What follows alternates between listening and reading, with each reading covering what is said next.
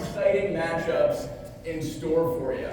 So we're going to get into who's fighting, a little ring announcing. But first I want to explain what chess boxing is, how the rules work, and how we're getting around the elephant in the room, which is, are people going to be punching each other in the face? And I think Daryl and company will be very happy to know that we are mitigating risk today. We will not be inducing any head trauma because we're going to do a format of chess boxing that is done in the World Championship called Chess Boxing Fit. Chess Boxing Fit is intended to be the top of the funnel for chess boxing. Everyone's scared to get punched in the face. It doesn't matter who you are. And we remove that with this format by having a minute boxing round where fighters just go up against a heavy bag or a coach holding mitts to raise their heart rate, stress their central nervous system, and start to engage a different part of their brain than when they play chess. What that does is it makes the chess more complicated. So when we play chess, we use a part of our brain called the prefrontal cortex. It's the center for pattern recognition, strategic thought, and visualization. And it's really good at thinking into the future. So action and reaction. That part of your brain, if you're using it when you box, it's a really good way to get knocked out because you're in analysis paralysis, and before you know it, you're getting hit. The part of your brain that's good at boxing is called your amygdala. It's one of the first parts of the brain to develop. It's basically our caveman brain. It's hyper-present and only thinks about action and fear response. So when there's a threat, it's fight, flight, or freeze, and you'll see some of that today. Because our fighters are going to have to learn a new punch combination, do it as many times as they can in a minute, and then go back to the chessboard to pick up the game where they left off and try to checkmate their opponent. So we're going to be seeing in real time with metrics them shift their brain's bandwidth from one side to the other through their heart rate and how many times they're able to land punches. So we have accelerometers on their wrists. You're going to see punching power, you're going to see quantity of punches landed, and they have heart rate monitors. So you're going to see how much they're able to manage their state change to try to use the right part of the brain for each activity. Make sense? Thumbs up?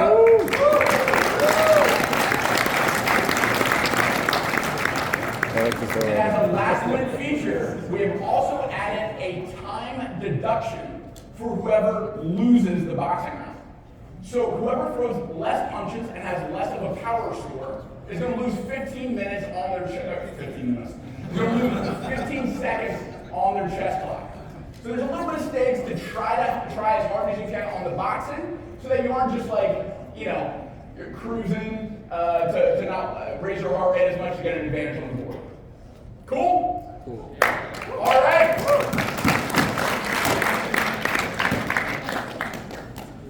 In the black corner, weighing in at a strong 225 pounds, a FIDE master hailing from Detroit, Michigan. We got the winner of 12.5 out of 13 games at the Chess Simul yesterday.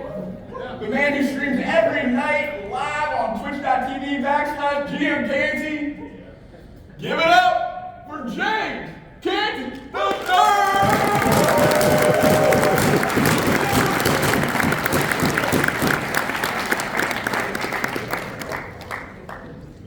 In the white corner,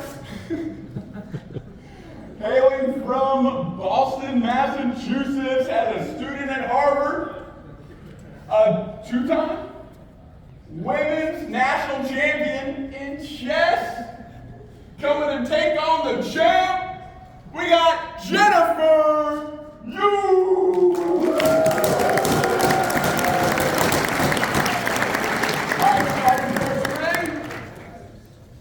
The way this is going to work, we are going to do the first game as a baseline. The intention of this is for you to see how they are in a rested state when they are playing their best chess. So the outcome doesn't affect who wins the chess boxing match. It's really just like a measuring stick or a baseline to see how much their chess efficacy changes when they do physical activity. All right, Jennifer, I'm going to have you pick one of these two pawns. Oh. and I'll announce my co-commentator in just a second.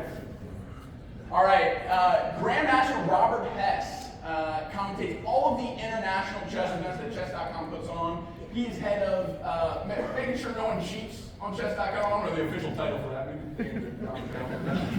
But he will be commentating the chess because all of the players that we have today are way better than me at chess. So they're going to be doing cool stuff that I don't understand that Robert's going to be talking to you about. And I'll be handling the breaks and the boxing to help you understand kind of what's going on in their brain, their body, and how the transitions work.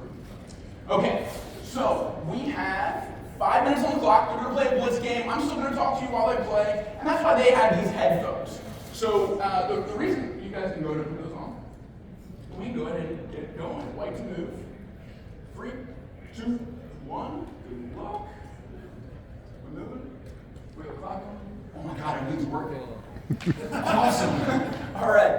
So the reason why in chess boxing we wear these noise-canceling headphones is 2 reasons. One, for focus. It's really hard as it is to focus on the game. And having noise-canceling headphones, it gets you just in your head, able to focus on the board. Number 2 is cheating. Chess is a mathematical game. If you have a GM in your corner, just yelling out algebraic moves, it's not really you playing chess. You're just listening to a good coach in your corner. So any kind of taunting from the crowd, any kind of tics from your corner, the noise-canceling headphones weed all that out. And some promotions around the world, especially Finland, they'll actually put music in your ears. Nice promotions do classical music. The Finns are famous for doing death metal. All right. So Robert, are you mic'd up, bro? I think so. Can everyone hear me? There we go. What's going on with this chess game? Well, it looks like James, he didn't go for his usual repertoire where he's made courses. So he instead goes for queenside castle where Jennifer's king is on the other side of the board. So you see James's last move, he brought his rook up. He wants to go for an attack. And Jennifer, she's deep in thought right now, trying to figure out, is it actually threatening? Can she grab the pawn if she wants to get greedy with her bishop and her queen lined up towards the white king side? But as you see Jennifer, she's paused here. She's nervous because that rook from James is looking to land a mighty punch. So Jennifer, she's still going at it. She said, brings her knight to the center. That's always good advice for people who are not as experienced with chess. Bringing pieces towards the defense of your king is usually a good strategy. But here goes James. He sacrifices his bishop in front of Jennifer's king. If she takes that bishop, her king is probably going to fall into a vicious checkmating attack. And you see Jennifer, she's paused here. And I wonder what her heart rate is like. Do we have that information? Because my heart would be palpitating at this stage. Her king is being ripped open. The knight alone cannot help defend against checkmates. Jennifer's pause. She's thinking, when does the boxing start? That's what I'm wondering. Oh, the baseline. You were listening. I was, but I wasn't really taking it all in. Oh, but here comes James's queen. This is a problem for Jennifer. So real quick, when you look at this heart rate differential, without throwing the punch, you can already see a big difference, right? Wow. Resting heart rate, near resting heart rate level, Who is who? versus someone very stressed. I assume it's left and right according to who they are. James is higher. It's opposite. So James is high, Jennifer's low. Okay. Oh.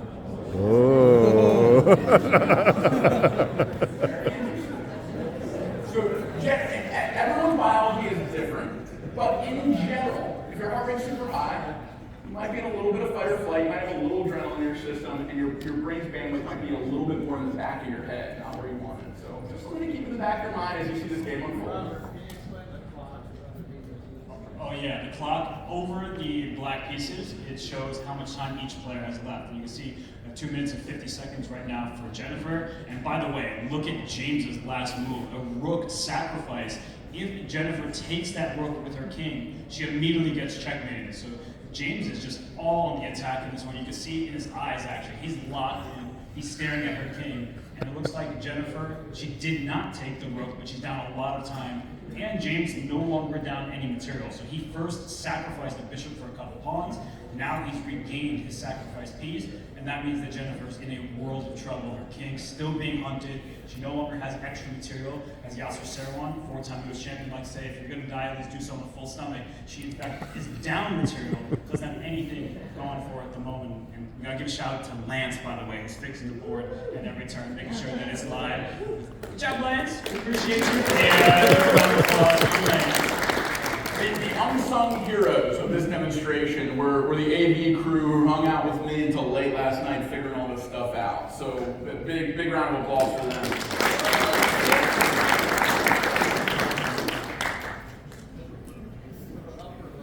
All right, let's check out those heart rates again. We'll see if there's any change. We know that the blackies are in a little bit of trouble, and we see a heart rate change associated with that. So it was 60, now we're at 108. Uh-oh, feel the pressure. James the whole time. Can we go back to Jeff? James is not even on the turn right now, but you can see him just fully focused, trying to find that checkmating attack against Jennifer's king. But what he also just did is he moved his pawn on the queen side. He's trying to open up a second front. And it's instructive for those of you looking to improve a chess. You often have your pieces all in the optimal position, thinking you're going to land a checkmate, but no, there's not an attack to be found because black has used all of her forces to defend. So he's opening up another avenue, and that's why he pushed his pawn to put contact with Jennifer's pawn. You see on the side of the board here, I can actually just go to it, this pawn is attacking the black pawn on d5, trying to chisel into black's position to create new avenues of attack. So it's a great decision from James, and he's now on the clock, it seems, and he's trying to figure out what to do next. He can start grabbing pawns after he protects his queen. Jennifer's last move attacks the white queen, which now slithers away, and look at the white queen and the black king on the same diagonal, which is why Jennifer quickly brings her king back, but now he can go pawn grabbing if he wants, but James, he's too principled, brings his queen to the center, and that queen is about to hit all the way in the corner, giving a check to the black king, and soon it will run out of squares. James did everything right. Jennifer's on the back foot.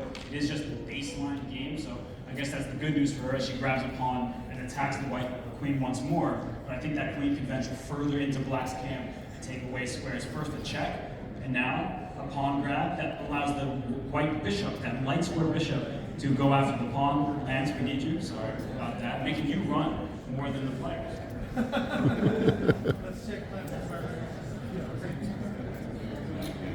And drawing quick attention to the timer, it just disappeared, but there was a minute differential. It's come down to about 30 seconds, so it's equalizing a little bit more on the clock. Oh, okay, that's a minute. Just that DGT. That's right. Eternal struggle. The clock is a factor, but even if you gave Jennifer a day, her king is just being hunted too quickly. So it's unfortunate for her. James was playing a masterpiece of a game, frankly. He went on the attack from the start, not going for his usual repertoire, instead hunting Jennifer, who should play the Petrov defense. But now the black king is about to be met by a bishop check. She brings her rook over. The white can take the bishop in front of the rook, and that means that black will have to give up her queen. It's a queen and a bishop for two rooks. That's advantageous for James. He just grabs the pawn with check first because she needs to react. And if she's to give up her rook for a bishop, it's a 5-point piece for a 3-piece.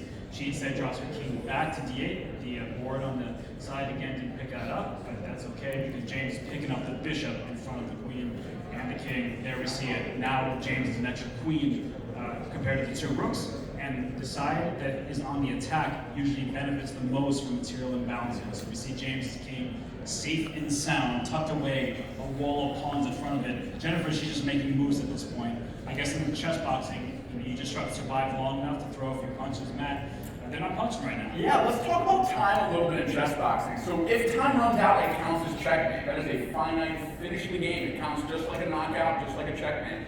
And time is good. Are we done? Not enough time, Matt. It's over. We're out.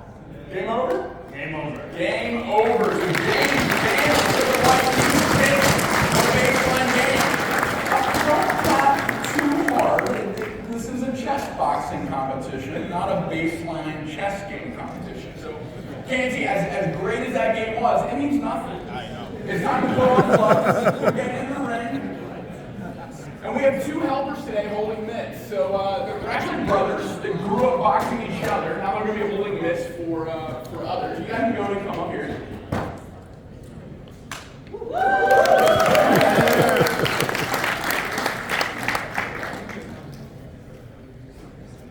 All right. So the way this is going to work is in each corner is going to be one of the fighters with their coach. They're going to be going through the same punch combination. I'll demonstrate it real quick. We'll go nice and slow.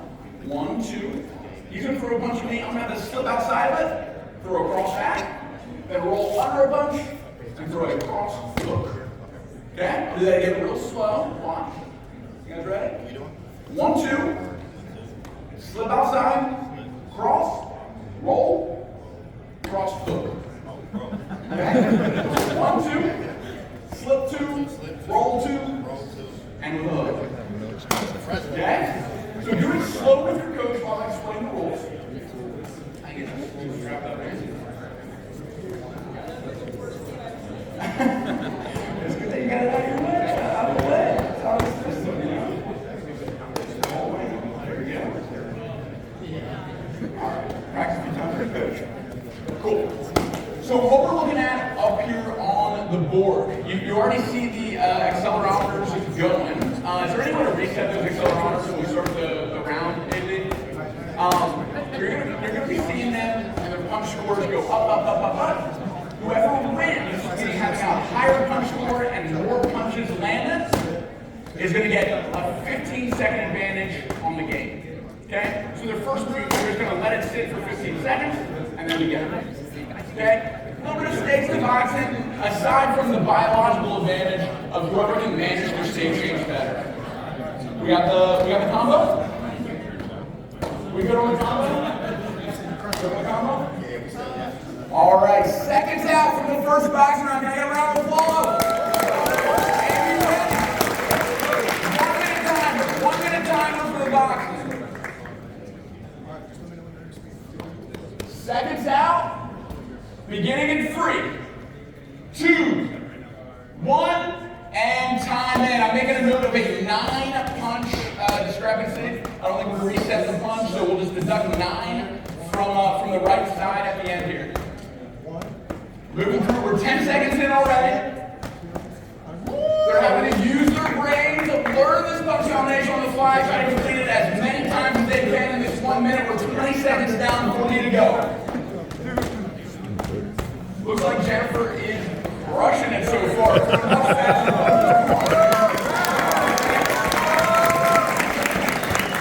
over halfway through the round, 25 seconds left. And when we hit 10 seconds, they're just going to be burning 1, 2 as fast as they can. We're doing a burnout in 5, 4, 3, 2, 1. Punches as fast as you can. Punch as fast as you can. Fast as you can. Fast as you can. Punch still around.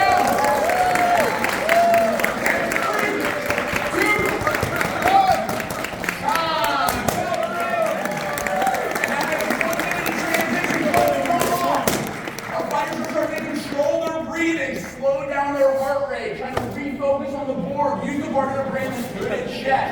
We're 15 seconds in. When I do this, no way. This just got so much more intense. Let's go. Can we turn it back off?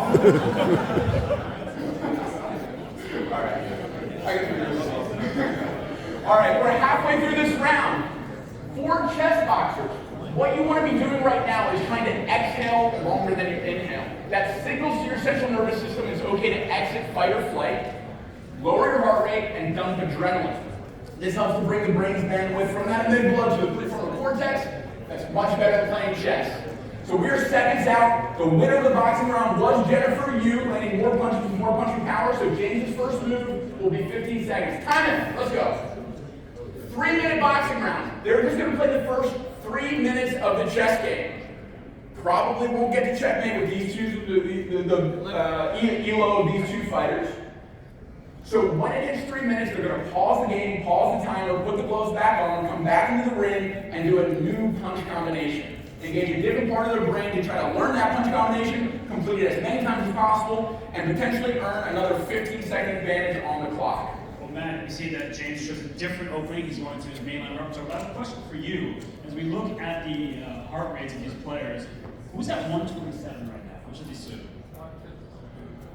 So let's see. Who's on the left hand? We have 126 versus 77. That is a big discrepancy. So whoever's at 77, which side is which? Who is the lower heart rate right now? 77 is Jennifer. So not only did Jennifer land more punches in the boxing round, she was also able to lower her heart rate more effectively. Now, remember, James started his baseline game at 140 beats per minute. He is actually lower heart rate than his baseline chest game. So both have done a pretty good job of lowering their heart rate, trying to calm down and be able to focus on the board. Well, I think that Jennifer's heart rate might go up once again because of the chest. This is the interesting part. It feels like James is just on the offensive. You can see it from the white side. He's pushed his pawns on the right-hand side of the board, his king side, and he's trying to start an attack, making Jennifer wonder which way will her king go if she decides to castle, which is legal right now. That would be a very poor decision as the river kings it open, and I think we just saw her shake her head. She is not feeling her position at the moment. She had to give a bishop for a knight. Typically, strong players prefer to have a pair of bishops on an open board. They have long-range potential. So Jennifer, she develops her bishop. She's still shaking her head. She moves to her chair, as chess players do, and she retreats her knight to the first rank, the 8th rank of the board, but her first rank, and she's just in a defensive huddle right now, just trying to make sure that everything is defended. You see James, he calmly castles his king to queenside, excuse me, and I see 55 seconds left, Matt, until we get to boxing. I guess my question for you is, when we have chess boxing competitions, how much are the players focused on the time before they get to the next stage? Time is a win condition. So if you're able to move more quickly than your opponent, not only are you putting pressure on them in the ring, not only are you putting pressure on them positionally on the board, you're also putting them in resource management trouble. And those stack up to form a huge advantage. But you can also use time to your advantage in other ways. So let's say you're losing on the board, but you're a good boxer. You can take your time. Think about moves, let that clock run down, and maximize your time in the ring by taking it really slow on the board. Okay? So if I'm Mike Tyson, I'm taking a minute per move. I'm going to come in with a big uppercut hook combo, knock out my opponent. I don't have to know any chess. Looks like the chess is done because the clock just hit zeros. And here we go. Bell rings. We're pausing this timer. Headphones off, gloves on. Let's go. We're right back to it. New combo this time. I'll demonstrate it.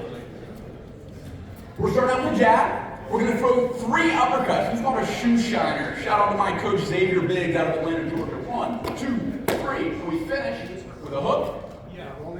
Cross. It's 1, 3 uppercuts. Pop, pop, pop, hook, cross. Okay? All right, fighters, ready? Yep, we're practicing it. One more time, nice and slow. You got 20 seconds left of the round. Up, up, up, hook, cross. Cool, gloves on. We're set. We're ready. We got 15 seconds. 10 seconds left. And transitioning in between rounds is part of this. Drive all the way in. Deep as you can. Set. And time in. Hit it. 1 minute of boxing. High heart rate. Trying to get as many as you can. Uppercut, uppercut, uppercut. Hook, cross. That's it. There you go. Now, James, it measures power. Yeah.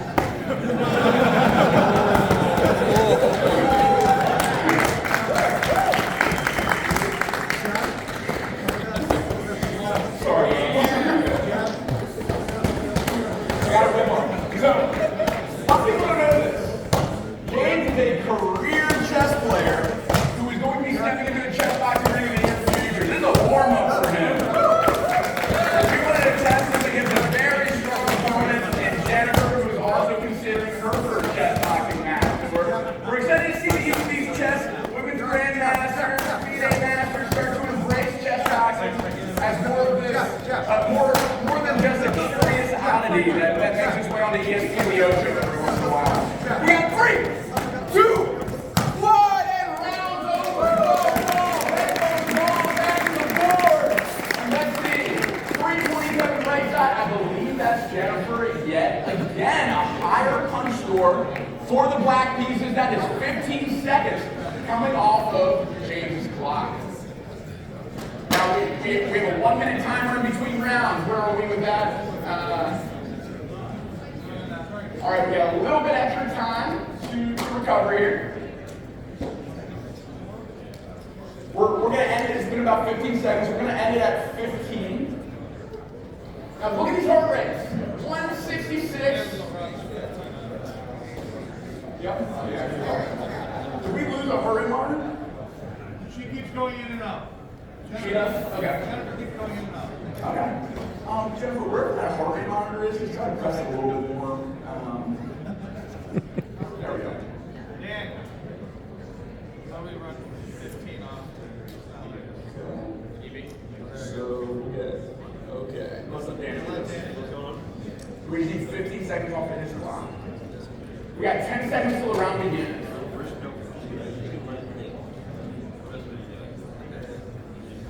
There you go. And nobody's not going to start it. Stop it.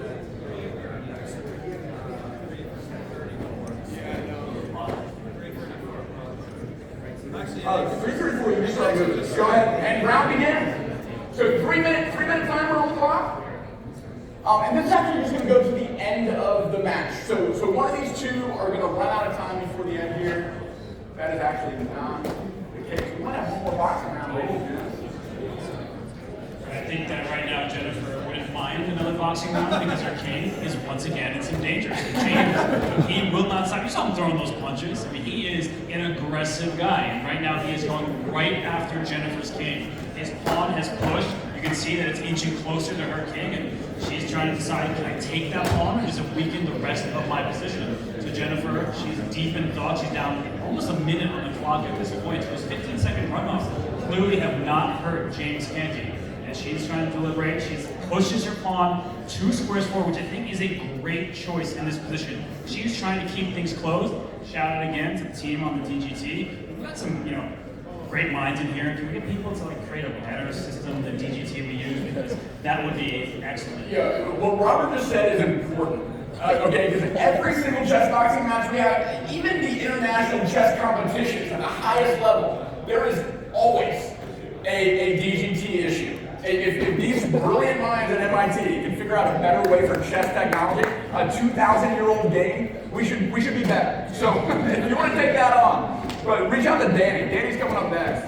But yeah, we need to fix DGT for sure. We certainly do, and I think that for Jennifer Yu, she would like to slap these pieces off the board and start a new game because look at what James Canty has done. He just sacrificed his bishop for the pawn that pushed there. Jennifer can take it, but she opts not to, and I again think this is a great practical choice from her. If she had taken the bishop, we have another little pause in the DGT, so her knight disappeared, but it'll reappear right now. There it is. It comes back on the board. But she's trying to keep her king safe because the ultimate goal in chess is to deliver a checkmate, to make sure the enemy king has no squares. And if she had captured that bishop, White would have been able to take a pawn in the center and go for checkmate. So she is just trying to curl up in a ball right now and then run her king in the same direction that James' king has already gone to. So Jennifer, she is down a minute 20 on the clock. She is now a pawn on the board. She's still going to face an attack. But James, look at him, continues to press forward. And if I'm Jennifer here, I'm sliding my queen up on the diagonal. There she goes.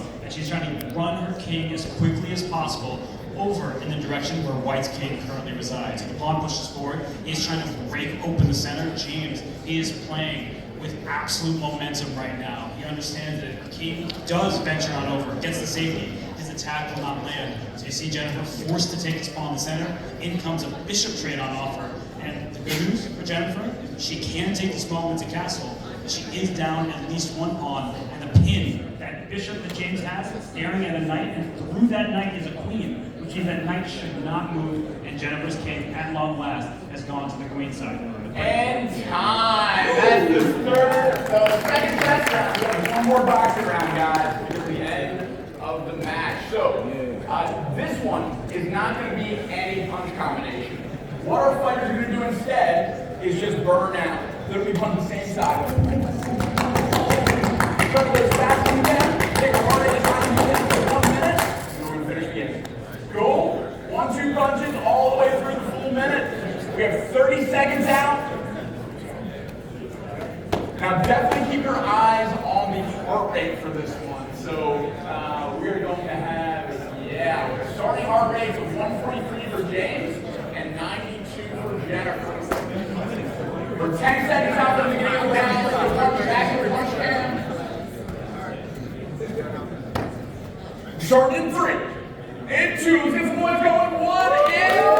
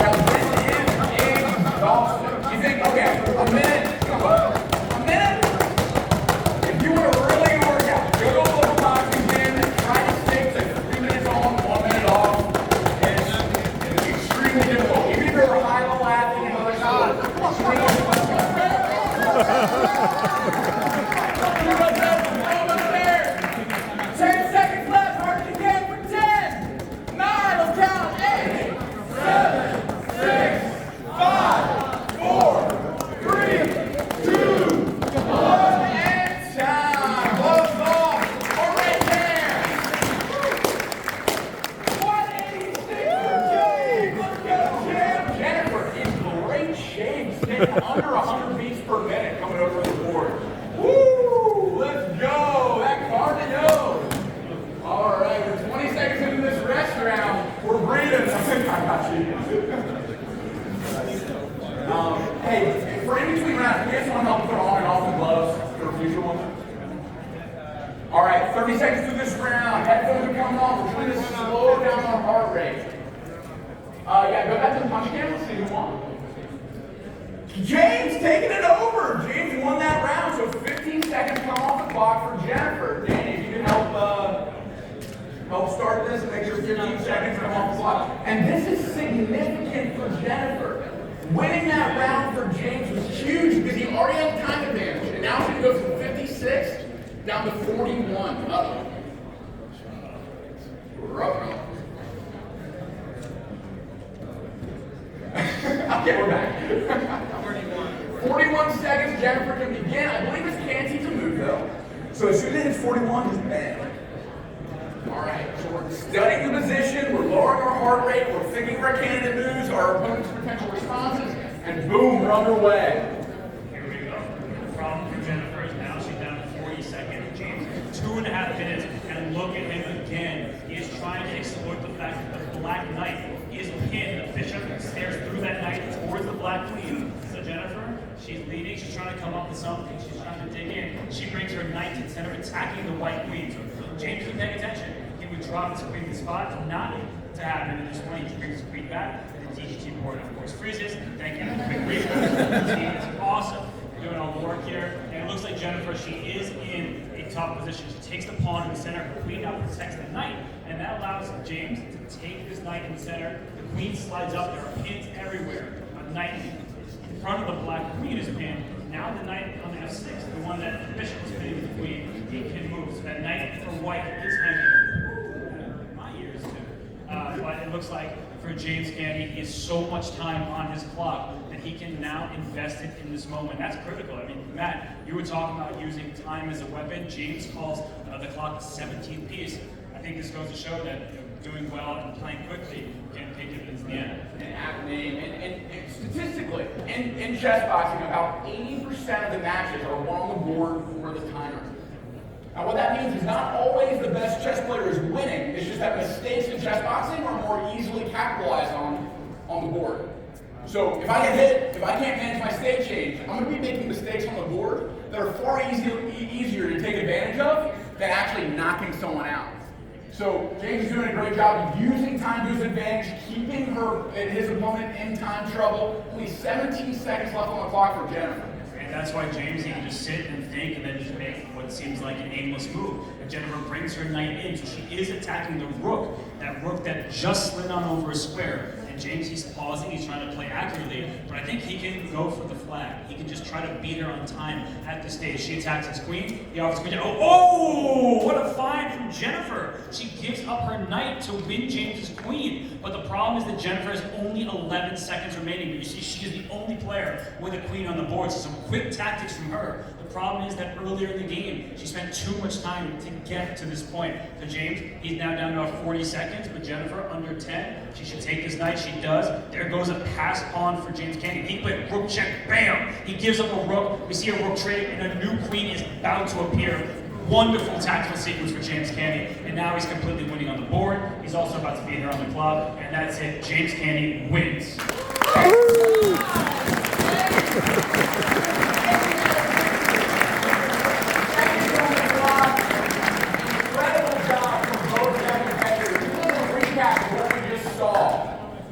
Jennifer wins the first 2 boxing rounds, gets time against James for a pretty equal position going into the final round. James comes back in the burnout round, gets a time advantage on an already time advantage clock against Jennifer. Jennifer plays valiantly all the way up to the last second, finds a way to take James's queen, but ultimately flags and coming into the ring from Detroit, Michigan. Calculation over everything. With the white pieces in the white corner, James Candy wins!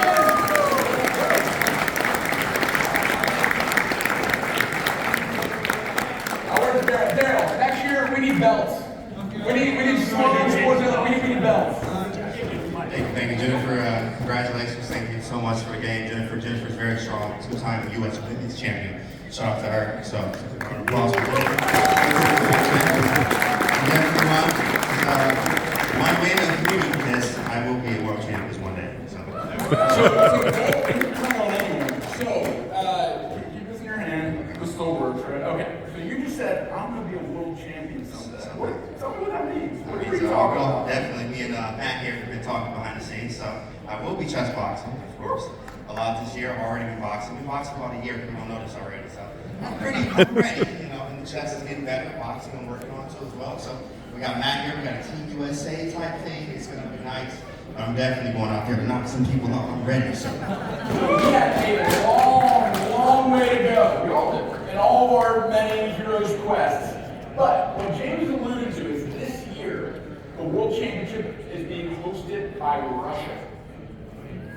In November, Russia is bringing the world over to Eastern Europe. We can't do Russia because they're in a war. I don't know if you've heard, but in neutral territory, they will be hosting the first real Team USA. And we're going to try to pull off a little miracle on ice, Rocky IV style upset, especially in the heavyweight category. So keep your eyes out for some announcements around James' first potential fight on U.S. soil to prepare for the World Championship, along with some announcements of other Team USA chess boxers that are joining the team. Well, man, let's go.